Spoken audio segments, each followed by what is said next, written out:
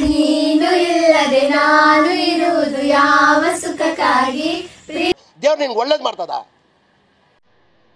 ನಿನ್ ಜನ್ಮಕ್ಕೆ ಹೋಗೋ.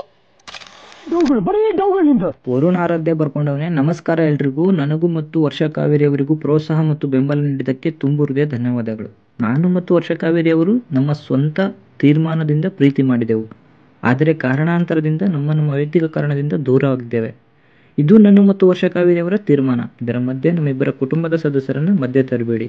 ವರ್ಷ ಕಾವೇರಿಯವರ ಮುಂದಿನ ಎಲ್ಲ ಕೆಲಸ ಕಾರ್ಯಗಳಿಗೆ ಒಳ್ಳೆಯದಾಗಲಿ ಎಂದು ಹಾರೈಸುತ್ತೇನೆ. ಇಲ್ಲಿಯ ತನಕ ನೀವು ನೀಡಿದ ಪ್ರೋತ್ಸಾಹ ಮತ್ತು ಬೆಂಬಲ ಇನ್ನು ಮುಂದೆನೂ ಸದಾ ಇರಲಿ. ಇಂತಿ ನಿಮ್ಮ ಪ್ರೀತಿಯ ವರುಣ ಆರಾಧ್ಯ.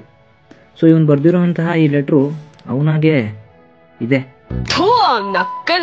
1 ಮಿಲಿಯನ್ ಫಾಲೋವರ್ಸ್ ಕೂಡ ಇದ್ದಾರೆ ಇವ್ರಿಗೆ ಯೂಟ್ಯೂಬಲ್ಲಿ. ಇಷ್ಟೆಲ್ಲ ಸಿಕ್ಕ ಮೇಲೆ ಇವಾಗ ದೌಲತ್ ಬಂದ್ಬಿಟ್ಟಿದೆ.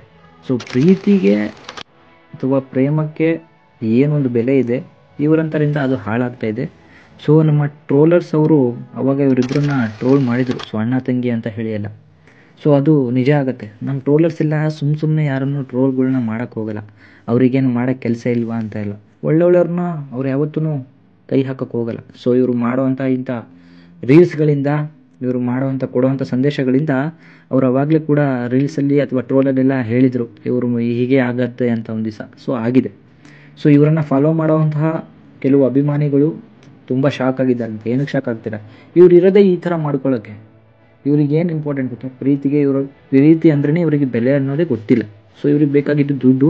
ಈಗ ಇಬ್ಬರು ಸೇರಿ ದುಡ್ಕೊಂಡ್ರು. ಸೊ ಅವ್ನ ಜೀವನ ಅವಳು ನೋಡ್ಕೊತಿದ್ದಾನೆ, ಸೊ ಇವಳ ಜೀವನ ಇವಳು ನೋಡ್ಕೊತಾ ಇದ್ದಾಳೆ.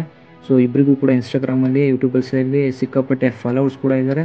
ಸೊ ದುಡ್ಡನ್ನು ದುಡ್ಕೊಂಡ್ರು, ಎಲ್ಲವನ್ನ ಪಡ್ಕೊಂಡ್ರು. ಈಗ ಅವನಿಗೆ ಯಾರೋ ಬೇರೆ ಇಷ್ಟ ಆಗಿದ್ದಾರಂತೆ, ಇವನಿಗೆ ಅವನು ಬೇರೆ ಇಷ್ಟ ಆಗಿದ್ದಾನಂತೆ. ಸೊ ಅವ್ರ ಕಡೆಗೆ ಹೋಗ್ತಾರಂತೆ. ಸೊ ಇಂಥವ್ರನ್ನ ನೀವು ಮುಂದೆ ಬರ್ತಿರ್ತಾರೆ. ಇಂಥವ್ರನ್ನ ಬೆಂಬಲ ಮಾಡೋದನ್ನು ಕಮ್ಮಿ ಮಾಡಿ. ಒಳ್ಳೊಳ್ಳೆ ಟಾಪಿಕ್ಗಳನ್ನ ಕೊಡೋರು, ಒಳ್ಳೊಳ್ಳೆ ನಾಲೆಡ್ಜನ್ನು ಕೊಡೋರನ್ನ ಸಪೋರ್ಟ್ ಮಾಡಿ. ಸೊ ಇಂಥವ್ರಿಂದ ಸ್ವಲ್ಪ ದೂರ ಇರಿ ಅಂತ ಹೇಳಿ ಈ ವಿಡಿಯೋದಲ್ಲಿ ಹೇಳಲಿಕ್ಕೆ ಇಷ್ಟಪಡ್ತೀನಿ. ಸೊ ಇವರಿಬ್ಬರ ಬಗ್ಗೆ ನಿಮ್ಮ ಅನಿಸಿಕೆಗಳನ್ನ ಕಮೆಂಟಲ್ಲಿ ತಿಳಿಸಿ ನನಗೂ ಸ್ವಲ್ಪ. ನಾನು ಇವ್ರ ಬಗ್ಗೆ ಗೊತ್ತಿರಲಿಲ್ಲ, ಎಲ್ಲ ಕಡೆ ಇವ್ರದೇ ನ್ಯೂಸ್ ಆಗ್ತಿರೋದ್ರಿಂದ ಸ್ವಲ್ಪ ತೆಗೆದು ನೋಡಿದಾಗ ಗೊತ್ತಾಯಿತು. ಒಳ್ಳೆ ಫಾಲೋವರ್ಸ್ ಇದ್ದಾರೆ, ಒಳ್ಳೆ ವ್ಯೂಸ್ಗಳು ಬರುತ್ತೆ. ಸೊ ಅದಕ್ಕಿಂತ ಸಿಕ್ಕಾಪಟ್ಟೆ ಚೆನ್ನಾಗಿ ಸಂಪಾದನೆ ಮಾಡಿಕೊಂಡು ಇವಾಗ ಈ ಥರ ಒಂದು ಸಂದೇಶನ ಕೊಡೋದು ಎಷ್ಟು ಮಟ್ಟಿಗೆ ಸರಿ ಅಂತ ಹೇಳಿ ನನಗೆ ಅನಿಸ್ತಾ ಇದೆ. ಸೊ ನಿಮ್ಮ ಅನಿಸಿಕೆನ ಕಮೆಂಟ್ ಮೂಲಕ ತಿಳಿಸಿ. Thank you.